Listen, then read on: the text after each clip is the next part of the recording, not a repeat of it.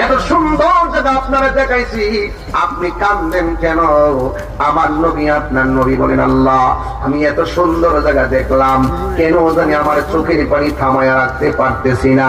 এবার আমার নবীর সান্ত্বনা দেওয়ার জন্য আমার আল্লাহ আর একটা সুন্দর জায়গায় নিয়ে গেছে। নিতে নিতে নিতে নিতে 17টা জায়গায় নবীরে ঘুরাইয়া দেখাইছে। 17টা জায়গায় যায় আমার নবীর চোখের পানি ফালায়া কাঁদছে। আল্লাহ ডাক দিয়ে, বন্ধু এত সুন্দর জায়গা, এত সুন্দর জায়গা 1,24,000 পয়গাম্বর দেখে নাই, কেউ দেখে নাই।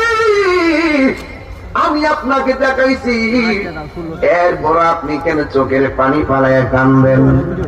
নবী আমার ডাক দিয়ে বলে, আল্লাহ এত সুন্দর জায়গা আমি দেখতেছি, আমার গুনাহগার উম্মত তো এত সুন্দর জায়গা দেখে না,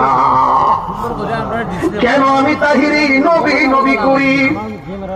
কেন রুকনপুরের পোলা পান্ডা জানতাম দিয়ে এত সুন্দর আয়োজন করেছে? প্রবাসী ভাইয়েরা বিদেশ থেকে লাইভে ওয়াজ শুনতেছে, এরাও বহুত কষ্ট করেছে। নবী আমার উম্মতের জন্য কান্দে।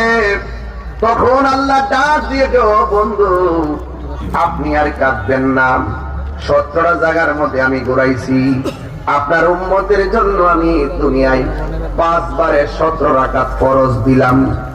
এই 17 রাকাত ফরজ যে উম্মতে পালন করবে, আমি আল্লাহ কথা দিলাম আপনার উম্মত গুলারে আমি এই জায়গা দেখায়া দেখায়া ডান হাতে জান্নাতের টিকিট দিয়ে দিব। আল্লাহু আকবার বলেন, আল্লাহু আকবার। এই জন্য আমি বলছিলাম, আল্লাহ বলছেন, ওয়া ক্বাদা রাব্বুকা আল্লা তা'বুদু ইল্লা ইয়্যাহ, আমি আল্লাহ ছাড়া কারো ইবাদত করা যাবে না।